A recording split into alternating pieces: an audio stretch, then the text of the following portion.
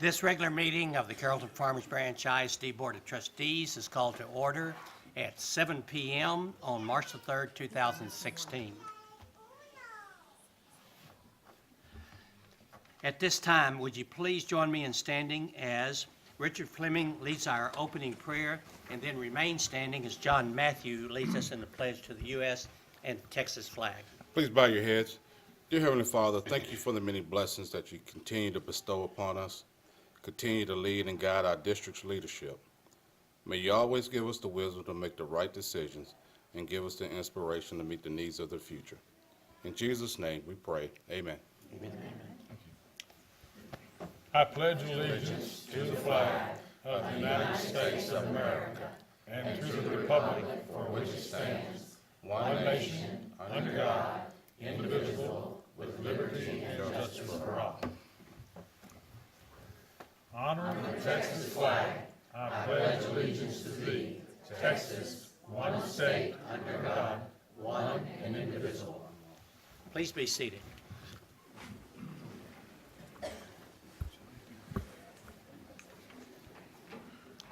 As the district, we dedicate all of our efforts and resources to our goal of high achievement for all students. And the board uses this goal to guide us in our deliberation, decision, and actions. Of course, you will get to see all the deliberation, decisions, and actions of the board in open session, with the exception of some items which may be discussed in a closed session, as stipulated by the Texas Government Code, Section 551. Which is commonly known as the Open Meetings Law. And these items typically deal with personnel matters, consultation with our attorney, and real estate. For the record, all board members are present, and we do constitute a quorum and can conduct business on behalf of the school district. As required by Board Policy BBD Local, at each meeting of the board, the president shall announce and the minutes shall reflect the name of each board member who has completed the required training, who has exceeded required hours of training, or who is deficient in required training as of the date of the meeting before any vote of the board is taken. And let the minutes reflect that there are no members of the board who are deficient in receiving the training hours required for the 2016. With that being said, we will now proceed with agenda item 2. And Dr. Burns, I'll turn it over to you. Yes, thank you, Mr. Good. Members of the board, as you know, each meeting we begin with the subject of student achievement, which is what we're about in CFB. And so this month's presentation is regarding the 21 trends for the 21st century jobs and careers. And so all those parents out there have had kids graduate from college. This is really important to you, right? Okay. Because we want them to graduate and then get jobs. And so we're going to talk a little bit about tonight how education is a means to that end. So, Ms. Warnock. Thank you, Dr. Burns. In our district, we believe in college ready, career ready, and life ready. We believe that college readiness is in preparation for career readiness, that those two things are not mutually exclusive. So as we think about all the pathways for our students as they leave our system and enter the world of work, we have students that are joining our military forces, students that are going directly into the workforce, students who are seeking to continue their education at technical schools and 2-year programs, and then students who are choosing a collegiate path. And so we're working to support the endeavors of students in all of those categories so that they are contributing citizens as they leave our school and head out into the world of work. So at this time, we'd like to invite Joe Gillen, our Director of Career and Technical Education, Counseling, and Nurses, to share our presentation tonight on 21 trends for the 21st century, jobs and careers.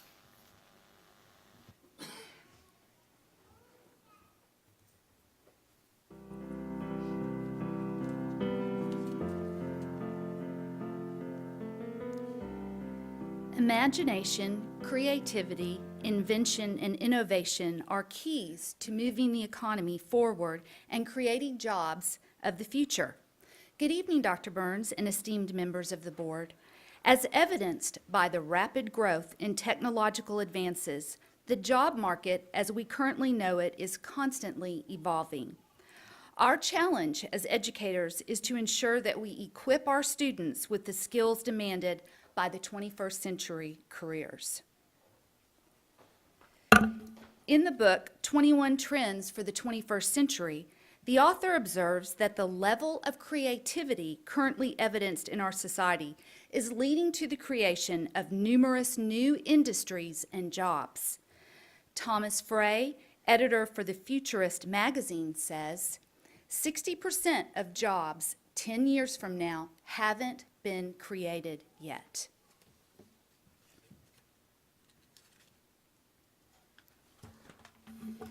Based on current trends, here are just a few examples of the types of occupations anticipated in the future. A 3D printing engineer. This career will likely revolutionize virtually every field of manufacturing, from producing auto parts to body parts. An elevated tube transport engineer. People in this industry would be responsible for the design and development of vacuum tubes, which would carry people and cargo at high speed and low cost. An augmented reality architect. People in this field will create instant simulations ranging from historical events to how we perceive pain to how we see paint. Based on the research, we must ask ourselves, what qualities and skills will students need in order to be employable in the future? Gary Marks, author of 21 Trends for the 21st Century, identifies numerous characteristics that are critical for students to possess in order to meet the expectations of jobs in the future. Some of the characteristics include creativity, communication, critical thinking, problem solving, and grit, just to name a few. Our CFB programs are providing students the opportunity to develop these 21st century skills through project-based learning and innovative teaching practices. We will now see a quick clip featuring R.L. Turner graduate Cindy Arteaga. In the piece, Cindy shares how her experience at Turner prepared her to pursue post-secondary studies in engineering and math at Southern Methodist University.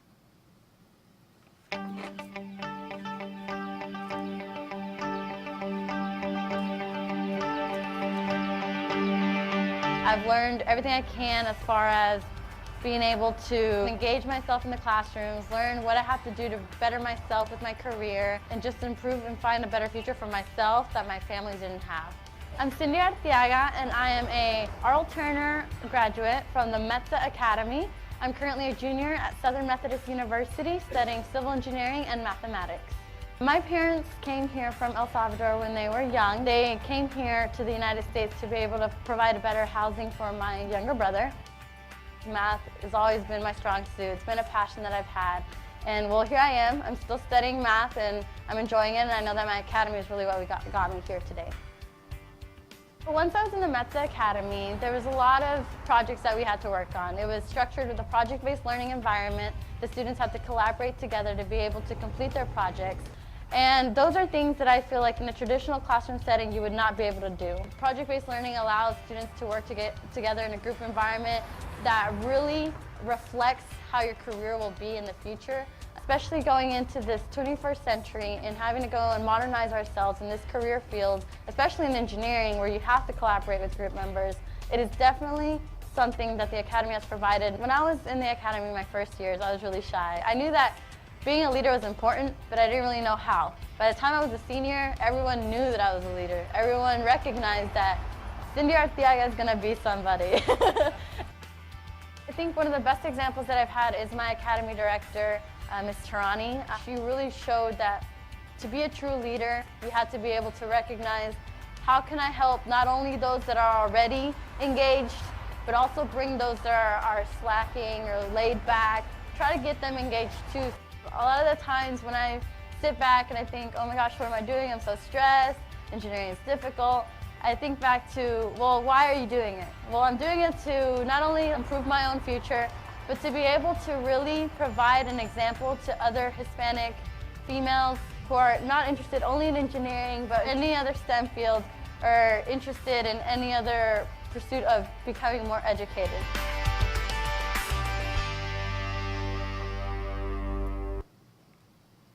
While we may often associate 21st century skills with high school students, it is never too early to start building these characteristics. In our district, we want students to prepare to be college and career ready before they enter high school. At Dan F. Long, we offer the course Introduction to Engineering Design, where students are offered dual credit, thereby earning both high school and college credit for the completed course. The major focus is to expose the students to design processes which use research, analysis, and teamwork. We would now like to give 2 students from this class an opportunity to demonstrate a completed project.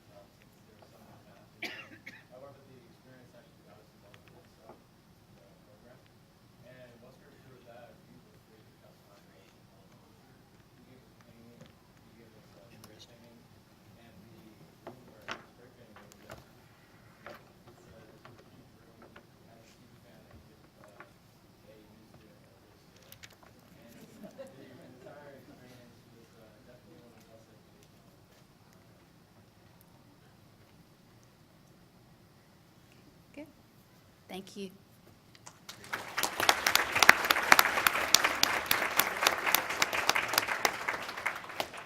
Thank you, Long students, for sharing your project with us this evening. We applaud your efforts and creativity.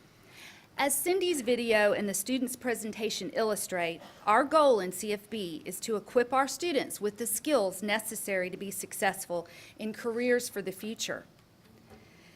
To close our presentation this evening, we will now hear from Conrad Judd with Huckabee. The architectural design firm works closely with CFB and is invested in student success. Offering a community perspective, he will now share his insights on what employers are looking for in future job candidates. Good evening. Thank you for the opportunity. It's amazing to see the things that are already taking place within your district, preparing students. Maybe we need to hire one of these individuals after this, but I would like to say there's kind of 3 categories that we're seeing that are really important, and I'm sure you're seeing them in your industries, but what we're seeing is the interdisciplinary workings of the market. There's not pretty much anything that you can stay focused in on today's work.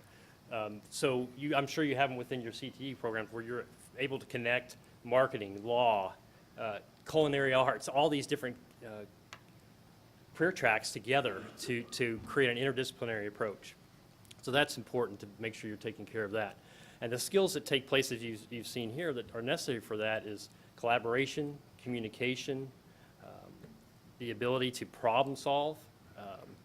So we see that need within our industry. I'm sure you're seeing it within others as well.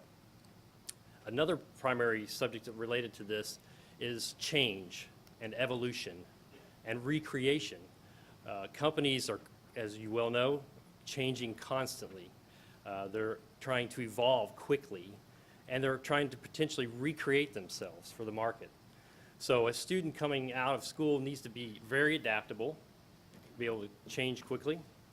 They need to be creative and innovative. If you're going to reconfigure yourself, recreate yourself, It takes innovation. So students that have these abilities to do this in real time will be successful. And I'd say the third one that we're seeing is the global economy, the global world that we live in. And that's taking place all the time for all of us. Even if we don't see it or know it, it's happening across the world. And it takes a student to understand time, language, travel, and technology. So if our students are learning what that means and the factors that that has in their workplace, then they'll be successful. I have 3 children of my own, and it's amazing ranging from 17 to 9, and how much the 9-year-old can supersede the 17-year-old at the pace that things are changing, just through the use of technology and their understanding and the resources of information. So the fact that Huckabee is involved in education, I myself have been in it for 20 years, and seeing what education is doing to provide for future workforces is exciting, and I think y'all are getting it. The education system is getting it and helping to develop workers for the future. Any questions for me? Okay, thank you for the opportunity. Thank you, Mr. Judd, for both your words and for your commitment to CFB. Education systems at all levels will face growing demand to produce good members of civil society who are employable and prepared for jobs and careers in a 21st century global economy. In CFB, we are excited by what the future holds for our students. In keeping with the CFB mission of high achievement for all students, we will continue to ensure our graduates possess the 21st century skills needed for success. For more information, please see the listed resources. Thank you. Dr. Burns, Mr. Good, this concludes our presentation. We'd be happy to answer any questions. Very good. Board members, at this time, do you have any questions? Great presentation. Thank you. Let me ask a question about the Dan Long program. Is this targeted as an AP class? Is it GT? What levels, and how do kids get involved in that class? Students show an interest in engineering, and so we want any student that shows an interest in that field to have the opportunity to take that class. So they start with concepts of engineering, which is the introductory course. That allows them to get high school credit. But the engineering design course is dual credit, and that's for our 8th graders. Yes, sir. Great, thank you. You're welcome. We have over 400 students in the district taking those courses. Mr. Short. Dr. Burns, this one may be for you. Okay. So, we had a work study not too long ago where we were discussing allocation of resources, which is code for how much money do we have to spend and how do we spend it. But we call it allocation of resources. And it was pretty clear at that work study that we are being remarkably efficient with the spending of the taxpayers' money, but that perhaps there were some things that could be done that would enhance the quality of what we provide, but we're constrained by lack of resources. You with me so far?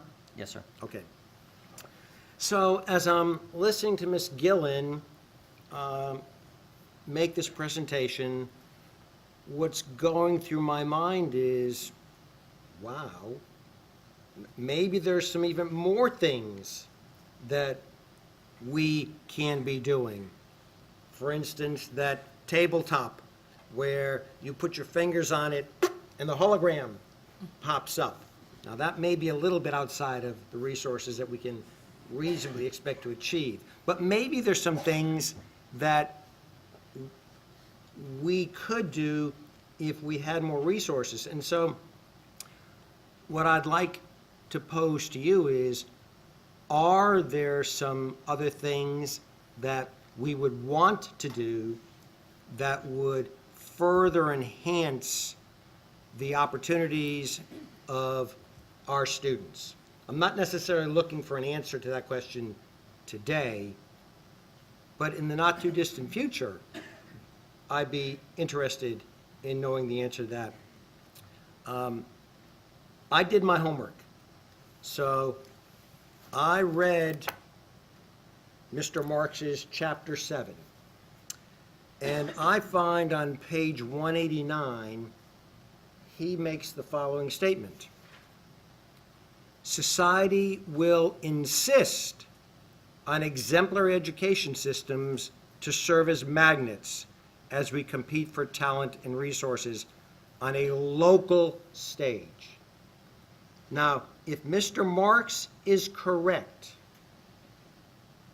and if it's determined that a TRE, that's code for tax ratification election, is something that a majority of this board were to determine was the proper thing to do.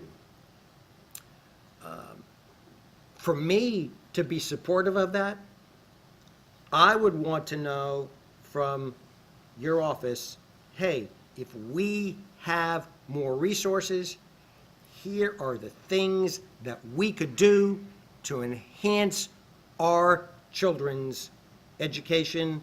And if we enhance our children's education, by golly, we've made our community a better community. So I pose that challenge to you. Mr. Straw, I'll give you the short answer, yes. Okay, the short answer. The long answer is this team over here and some over there and some back in the room, they are compiling that list as we speak, okay? And we know that if we invest more, then we will achieve more. We know that. And there are some things that we know will work and that we can do if we have that investment. I think it's obvious to people that the public education system supplies the workers, the majority of the workers for the future. And so it's about an investment. It's not about an expense. It's about an investment in what we can do. Well, I'm of the opinion that Mr. Marx was writing about our community when he said society will demand that and they'll pay for it if they want it. Yes, absolutely. That's what I believe our community would do. Anything else, Mr. Short? No, I didn't. I'm waiting to see. Well, I'm done. You're done. Very good. Board members, any other comments? I guess I get the last question.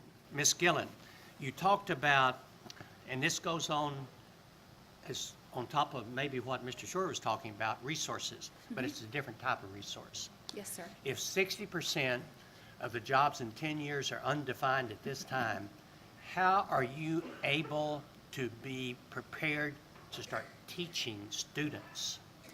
What are your resources to do that? That's a great question, Mr. Good.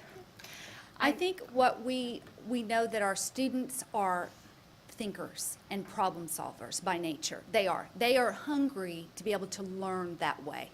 So slowly and rather with urgency, our teachers are moving in a direction to provide that type of learning. Project-based learning is one way. Students being able to participate in a lot of outside resources, companies that come to our rescue and allow us to do some really innovative things, such as what Mr. Judge just talked about, internships, and being able to do practical, pragmatic things with their hands and working in jobs and careers.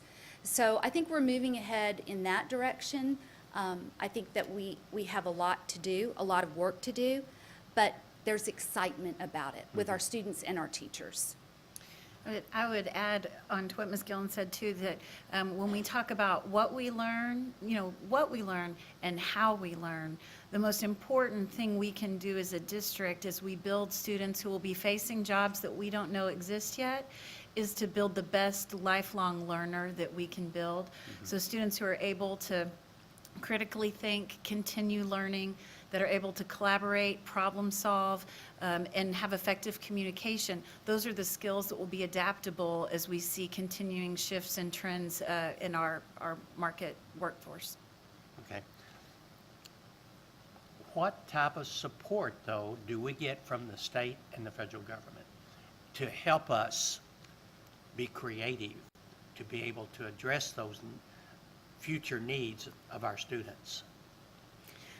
Well, Ms. Warnock, would it be? That's sort of Okay, a loaded yes. question. Well, just recently, and this is what comes to mind, we're working with Agra Extension, it's part of A&M, and they are working with one of our elementary schools, providing a grant for after-school STEM-type projects. So companies will come in and work with our students and do hands-on projects. That's just one of several things that we're trying to do. I think that one's really important because it's at the elementary level. and I think that the role of the government isn't often to help us be the innovator, but to provide conditions that force us to innovate, to use the resources that we have in creative ways, where the innovation comes in the local system. So it's incumbent upon us as a school district to be creative and innovative, and hopefully the state and the federal government may understand and realize what we're doing and will provide funding for us to accomplish those goals. That is the hope. That is the hope. Very good. Thank you very much. Thank you. We will now move on to agenda item 3, which is recognition of special guests and announcements. Dr. Burns. Thank you, Mr. Good. Members of the board, let's recognize some of those people that make the creativity and the innovation happen in our school district, and those are our VIPs. And tonight, we're going to honor our very important professional staff. We've been honoring our VIPs for over 25 years in CFB. And we honor teachers, nurses, librarians, and other campus staff members for their commitment and dedication to the students of CFB. On behalf of the board and administration, we want to echo to all of you our thanks and our appreciation for what you do. Tonight, you have in your possession, in those bags, some handwritten thank yous from your colleagues, from other maybe students, maybe other members who know you and know what you have done for your students at your schools. We thought it very appropriate for you to have some written thank yous and the written gratitude that you can take with you when you leave here tonight.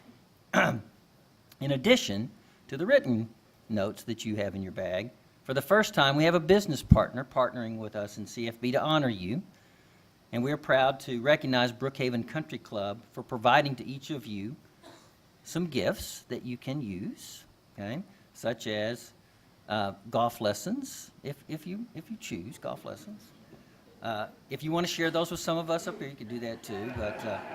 But it includes some membership to Brookhaven Country Club for some things like golf lessons, tennis lessons, some chef-prepared meals, and the value is over $1,400. So we want to thank our friends at Brookhaven Country Club for their gift to you tonight.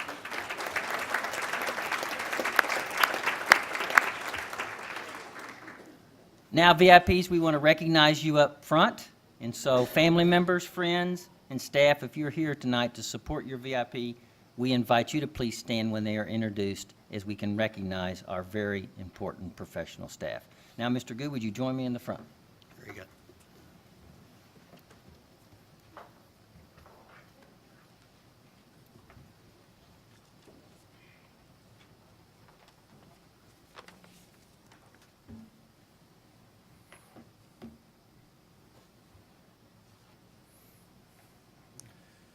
Good evening. I'm Phil Jackson, the principal at Carrollton Elementary School. Carrollton Elementary is proud to present our VIP for this year, Amanda Phillips.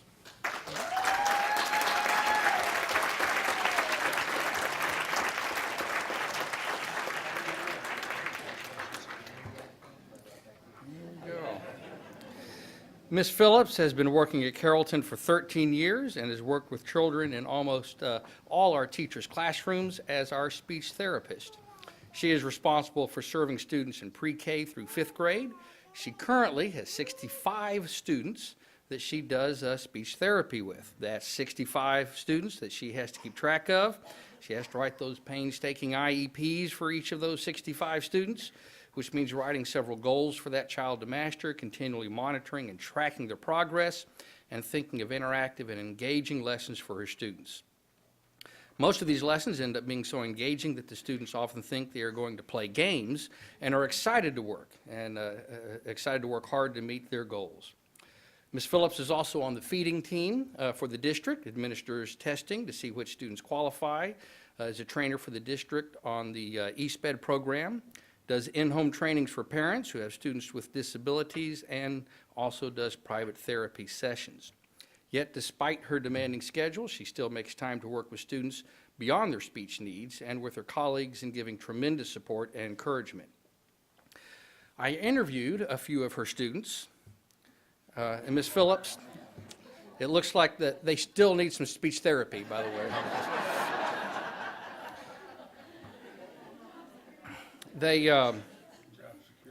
So they tell me they love Ms. Phillips, that she is patient, calm, always smiling, and keeps working with them until they get it right. They love the ideas she comes up with for her lessons because they are fun and they help them meet their speech goals. Students are always a little sad when they are dismissed from speech because they will miss seeing Ms. Phillips every week. Carrollton brims with lion pride to count Amanda Phillips as a great teacher and a true friend, a great addition to CFB's very important professionals.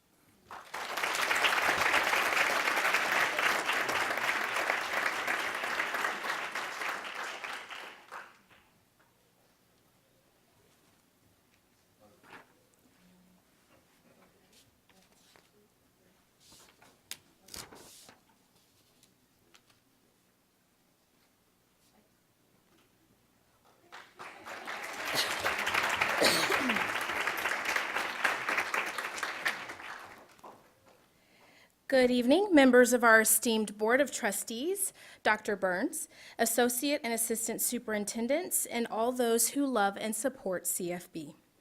My name is Ashley Brown, and I have the distinct pleasure and privilege of serving as the principal at DeWitt Perry Middle School. I'd like to ask my DeWitt Perry family to stand with me as we are so very excited to introduce to you our newest member of the very important profession of teaching, Mrs. Melinda McMillan.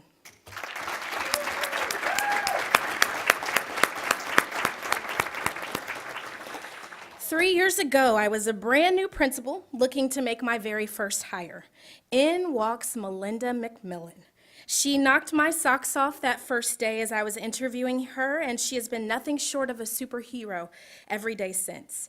Our theme at Perry Middle School for the past couple of years has been superheroes, and our motto has been Perry Power. We focused on being the superhero that our kids need and helping our children unleash their inner superhero. So pick a superhero, any superhero, and I can tell you how Miss McMillan wears that very same cape. Iron Man, for instance. Melinda McMillan is an instructional iron woman like no other. She's an invaluable member of our 8th grade math team and has worn many masks in the past 3 years. Teaching every level of math from 8th grade remediation math to teaching geometry to our profoundly gifted LEAP learners. Her instructional Iron Woman skills were on full display this year as she tutored, taught, and graded papers for her students and many other 8th grade students in need of assistance, because that's the kind of educator she is and the kind of superhero she is. Some of you like Captain America, I'm sure.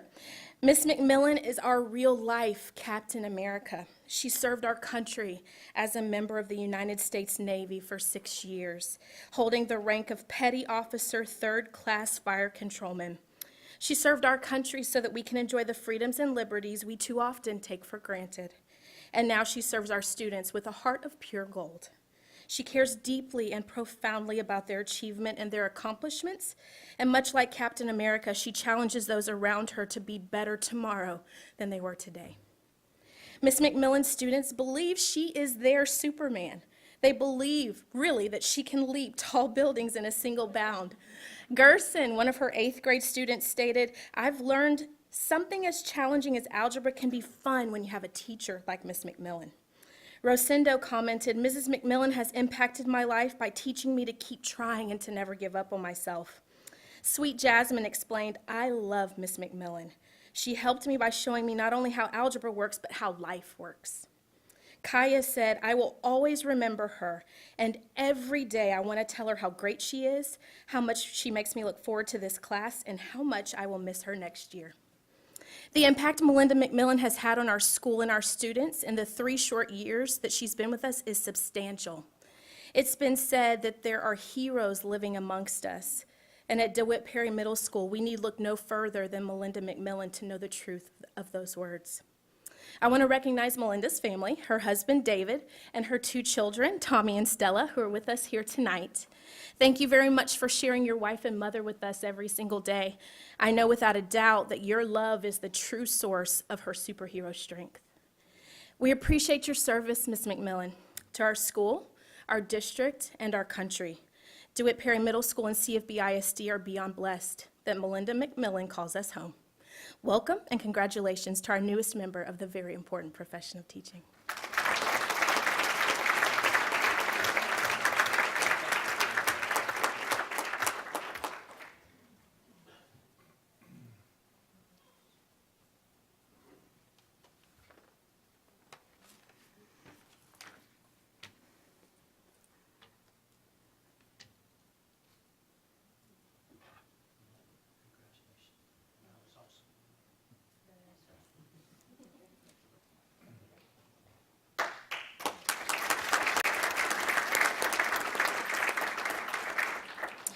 Good evening, Dr. Burns, School Board. My name is Rhonda Shepard, and I'm the principal of River Chase Elementary School. We are here tonight to introduce to you our newest member of the very important profession of teaching, Beth Robbs.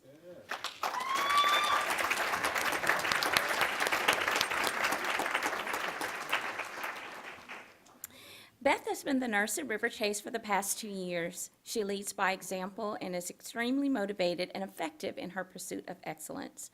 Beth's caring attitude helps inspire those who work with her. There is no typical day for a school nurse. While there are some students who require daily care, such as medications or procedures, who knows what will happen at any moment on the playground or in the classroom. A school nurse needs to be flexible, organized, knowledgeable, caring, and compassionate. School nurses play a vital role in making sure our children are healthy and ready to learn. I asked our parents how they felt about Ms. Robbs. One family stated, "Our son is a type 1 diabetic, which means he is required to take insulin every day. Caring for a child with this illness can be overwhelming at times and requires a tremendous amount of patience. Mrs. Robbs takes this responsibility on fully, and she is extremely patient with him. She sends us daily updates on his blood sugars and monitors him carefully. As working parents, it is difficult to leave the responsibility of your child's well-being in someone else's hands.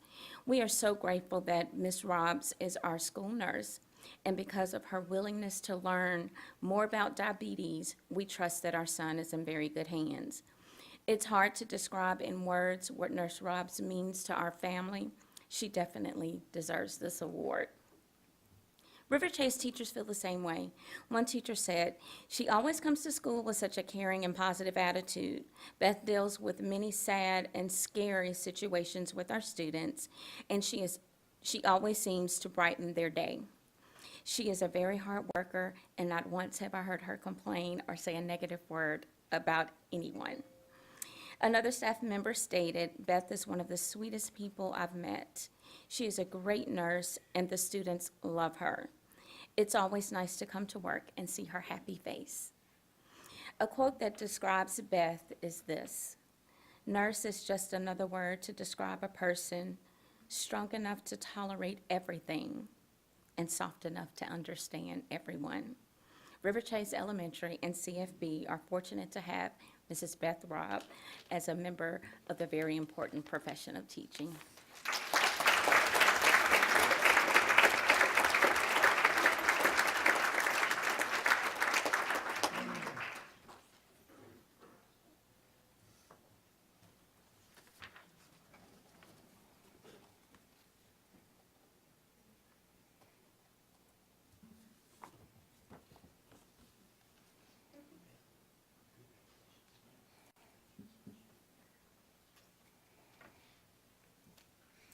Good evening. I'm Melissa Wesley, principal of the B. Salazar Learning Center, and it is my pleasure to present to you our VIP, Miss Angela Scher.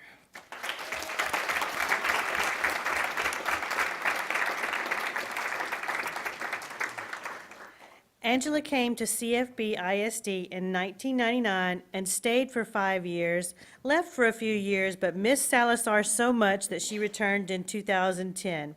She has been an integral part of the high school team for 11 years, just this year stepping into a leadership position as the team leader.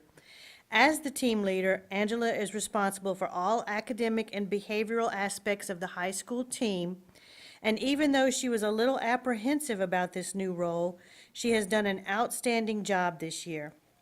As one high school teacher said, she leads by her words as well as her actions.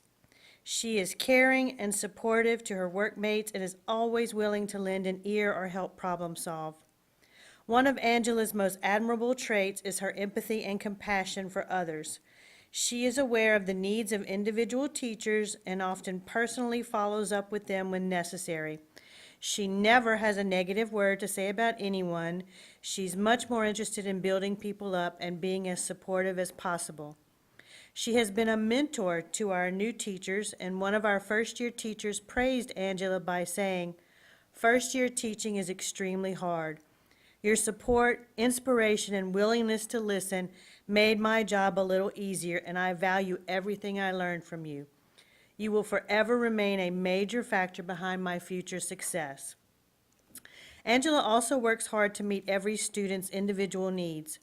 One of her current students says, "Ms. Scher's temperament and attitude spreads positivity every morning. I like how she teaches, and I like how she always has a smile on her face." She spends a lot of time doing comprehensive preparation for each subject, and because she teaches every science subject at DAP, she has a lot of preparation to do. It's not easy, speaking of creativity and innovation, it's not easy to offer students hands-on science opportunities at Salazar. However, somehow Angela manages to provide laboratory experiences for our students. She does a wonderful job understanding and addressing our students' needs as a caring and supportive teacher who meets students wherever they are in life. She explains the unexplainable and teaches the impossible with grace, humor, and endless patience. That's why her students all love her and her classes. As one student said, "You can tell when teachers really care about their students, and Ms. Scher really holds something in her heart for us." At the Salazar Learning Center, we are both fortunate and blessed to have a caring teacher of our students, as well as such an effective leader of her peers as Angela Scher. I am honored to present to you our VIP, Miss Angela Scher.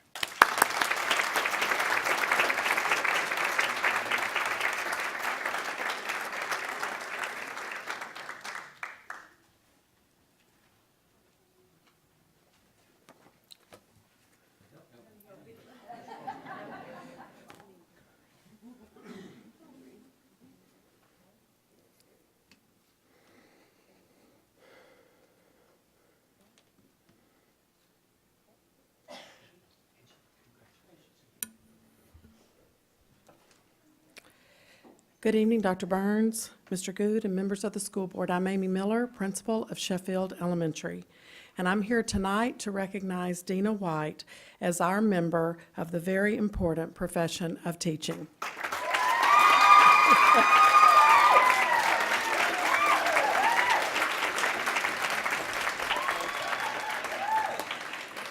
Dina joined CFB-ISD in the Sheffield family in 2013. And she currently serves as one of our fabulous first grade teachers.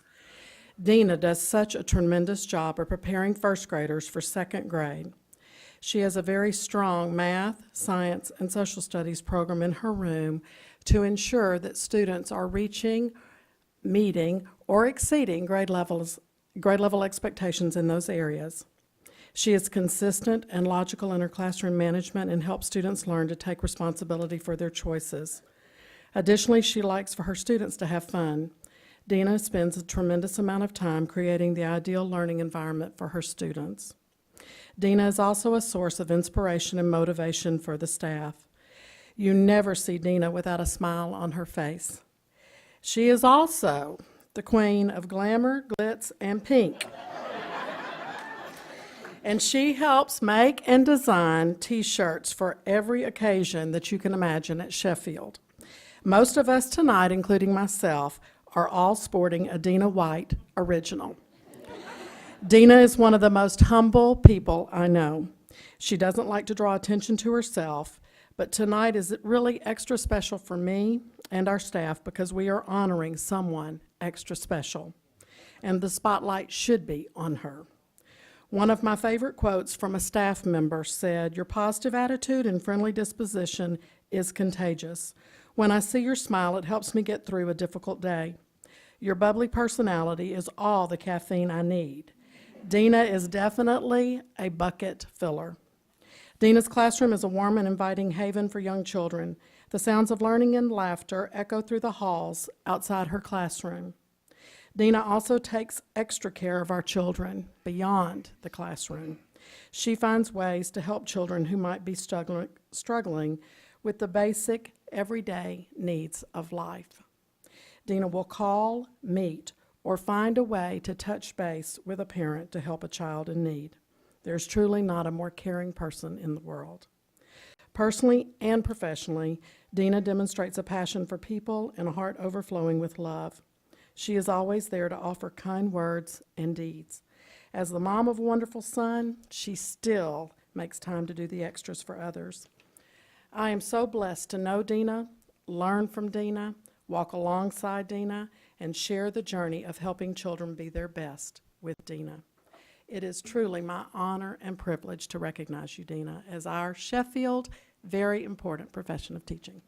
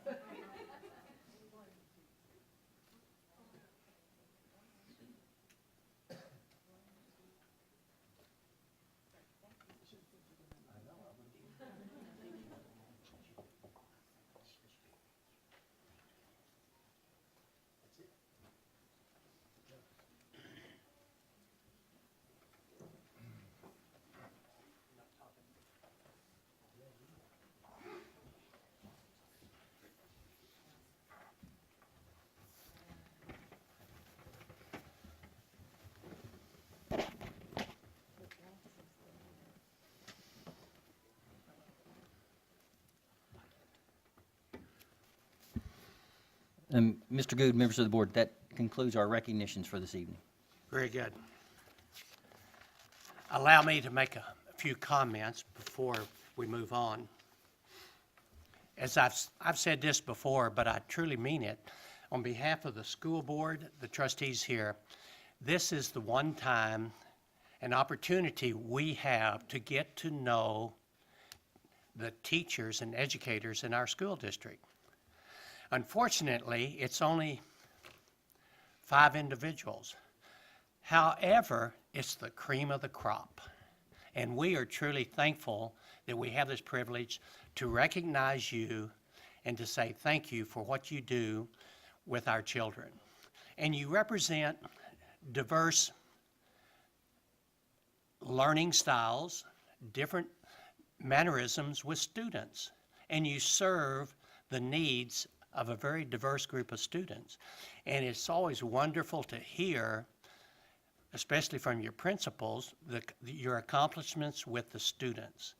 Otherwise, we as board trustees would never know what goes on in the classroom. So we are truly indebted for this short period of time to say thank you to all of our VIPs. With that being said, Dr. Burns, I believe there are no other announcements? No other recognitions or announcements? Yes, Well, I do have one announcement, so I'll take advantage Okay. of this time while the audience is still here.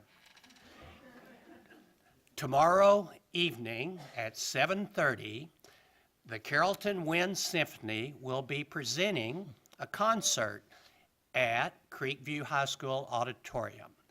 So please come, because what is so fascinating about the concerts are our educators and staff who participate and who may even be conducting tomorrow night. I'm not going to mention names, so you will have to attend so you will know who I'm talking about. So if you have nothing going on at 7:30 tomorrow evening, please attend the concert at Creekview High School. With that being said,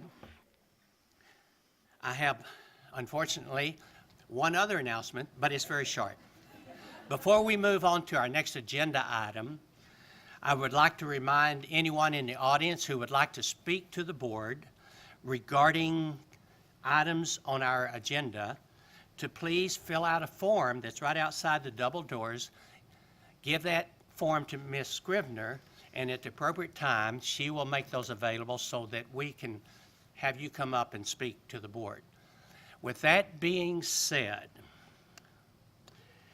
I think it's appropriate now to take a short recess for those of you who have other additional plans for this evening.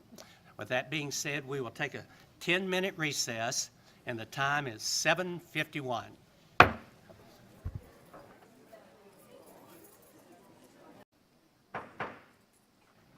This meeting of the Carrollton-Farmers Branch ISD Board of Trustees is called back to order at 8 p.m. The board will now address agenda item 4A, audience for guests. As previously stated, this is the opportunity for our constituents to speak to the board, and we are thrilled to have the opportunity to hear from our constituents. They may remind us of many different things that's going on in our school district, and it's good for us to be aware of everything that's happening. The comments should pertain to public education, and you will be given no longer than 3 minutes.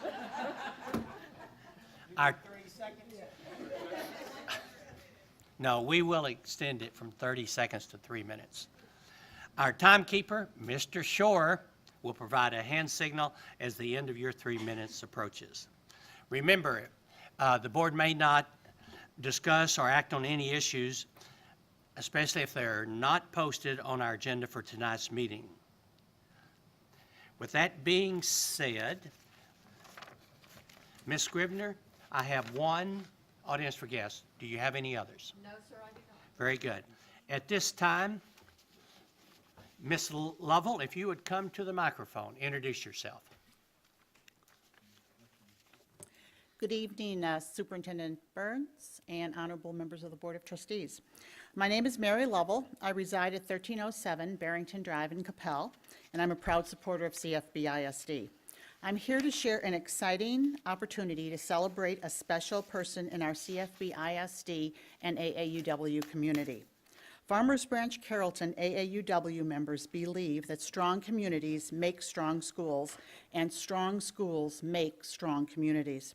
Since about 1974, local members of AAUW have engaged with CFB ISD schools as volunteers, educators, administrators, and even school board trustees. Nancy Strickland and Nancy Watton have both been essential members of Farmers Branch Carrollton AAUW.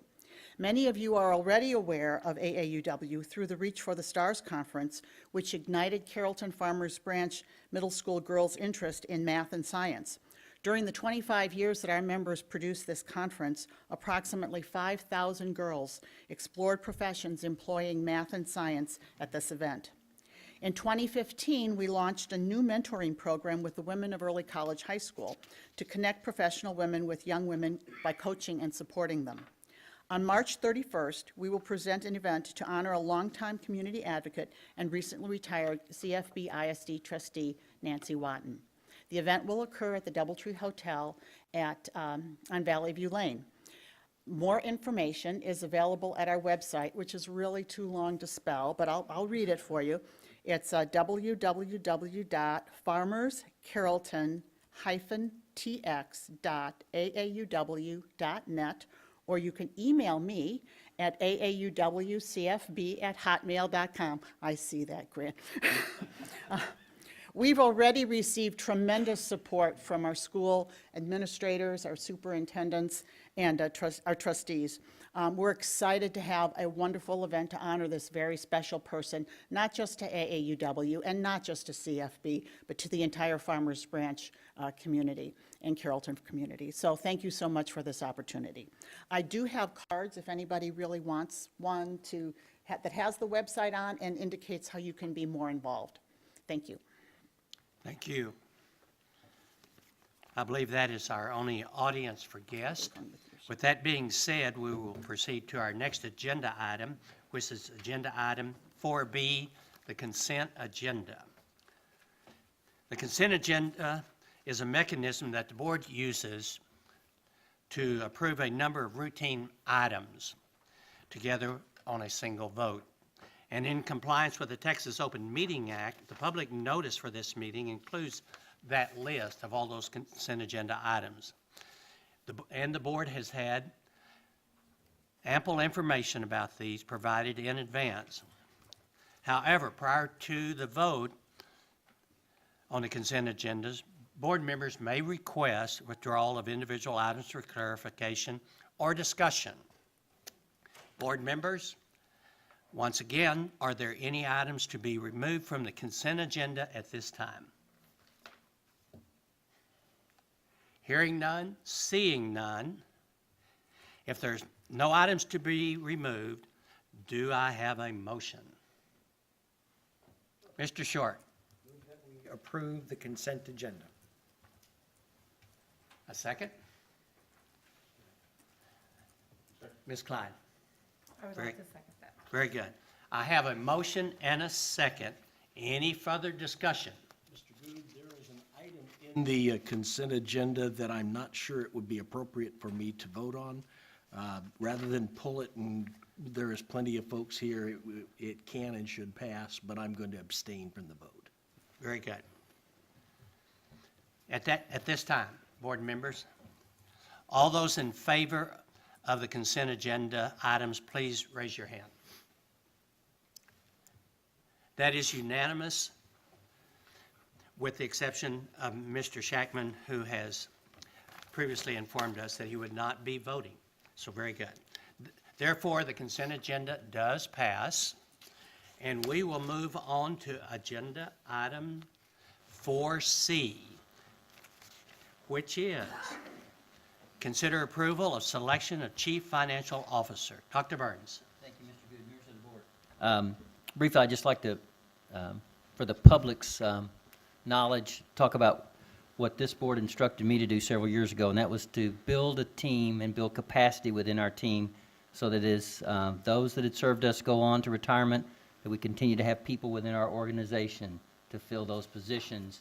And so I'm going to let Ms. Tillman do the honors, but I do want to recognize that it is a team that keeps working hard, and there are many people out there waiting to step up and fill the shoes of those that have come before them. And so, Ms. Tillman, I'll let you do the honors tonight. Thank you, Dr. Burns. This evening, I'm happy to represent the business office and recommend Mr. Scott Roderick as our next Chief Financial Officer. Mr. Roderick has worked in the district and has served as an exceptional team member to our business office for over 8.5 years as the Director of Financial Reporting. He has over 11.5 years in the school business industry and over 17 years of accounting experience. And so we look forward to him continuing his career with CFB as the CFO. Board members, you've heard the presentation. At this time, this is an action item. Do we have a motion to approve our new CFO? Oh, yes, I'll give you a question, but if you... I want to pose a question. Pardon? I want to pose a question. Well, you can pose it either now or wait until after the motion second. So go ahead and pose your question.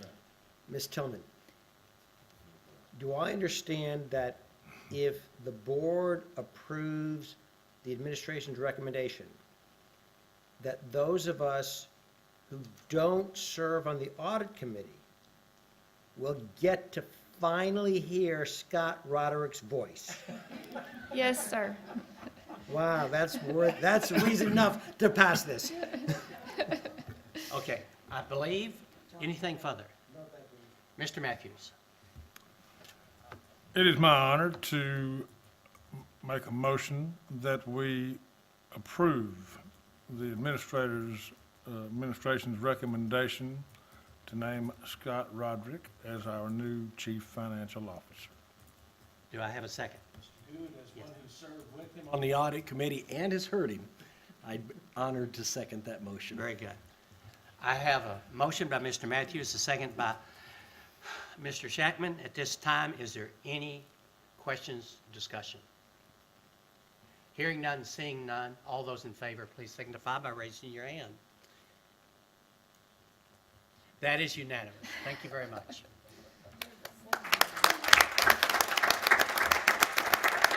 If I may, would our new CFO like to make a few comments?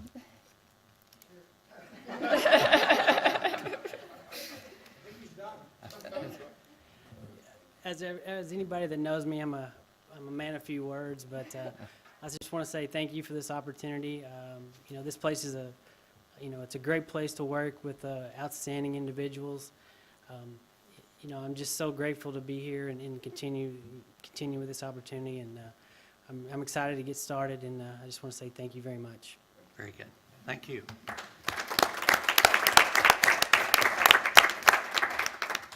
We'll move on to agenda item 4D, consider approval of waiver for SS 33.901, the Universal Breakfast Program.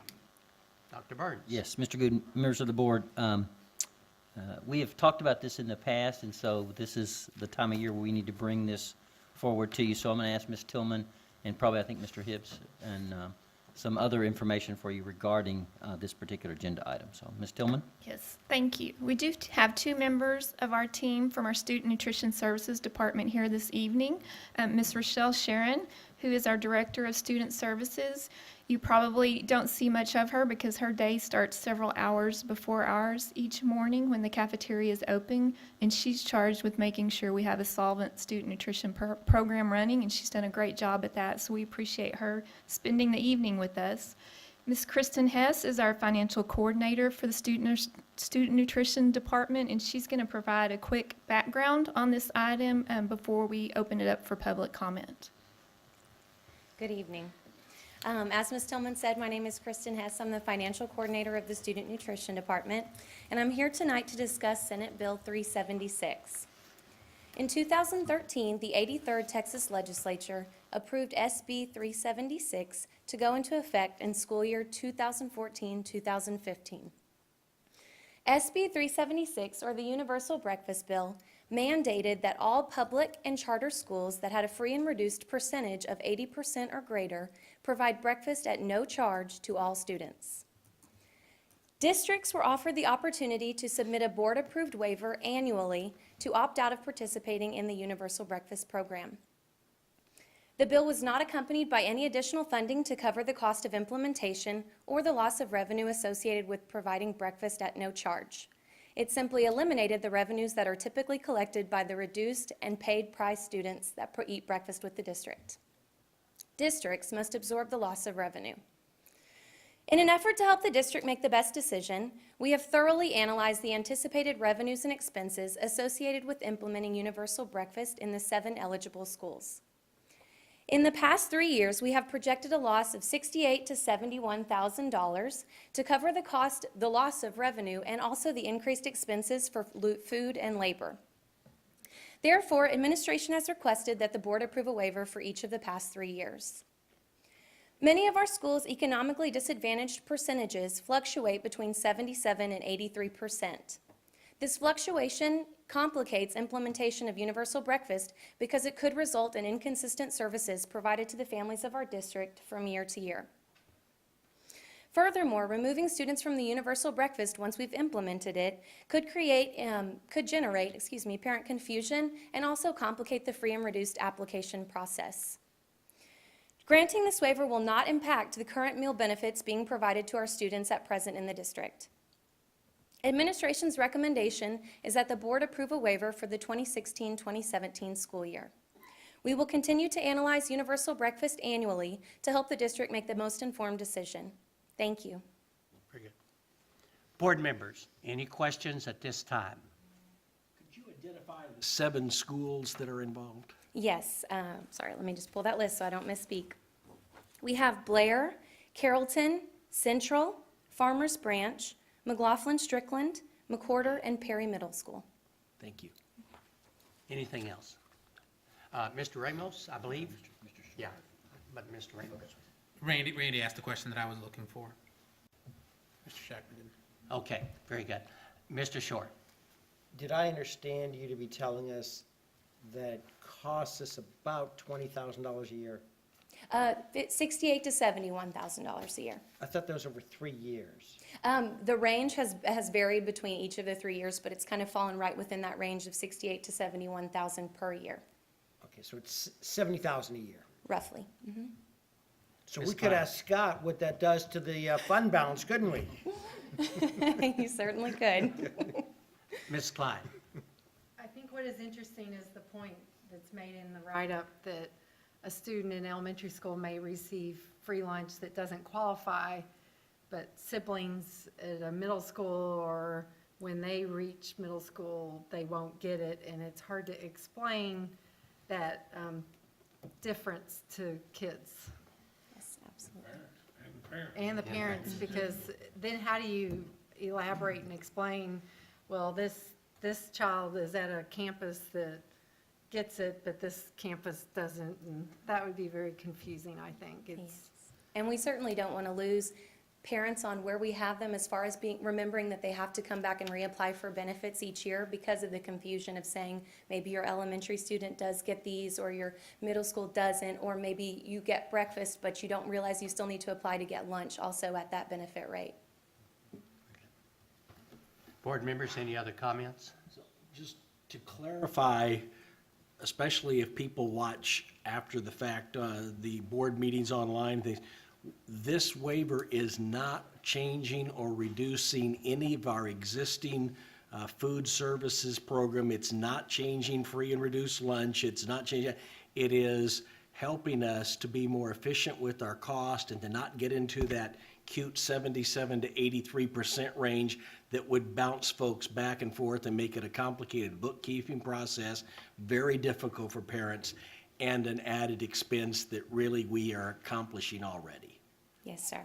Okay. Mr. Ramos. I do have one question that I wanted to ask about those 7 schools. Are any of those 7 schools significantly over that number? Actually, let me say those. The highest that we have is Central at 91%, but actually 3 of the 4 schools are right at 81 or 82%, so they kind of fall really close to that. But yes, Central would be at 91%. Very good.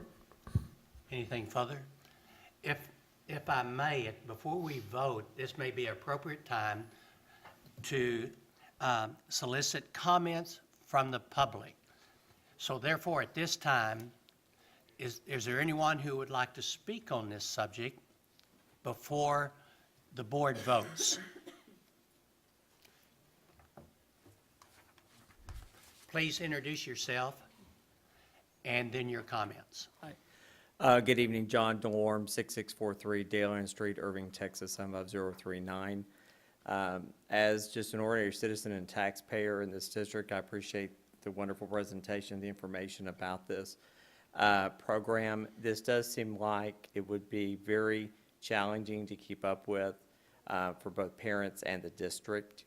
So I would support the waiver of this program because it's really simplicity, I think, is what we need to do.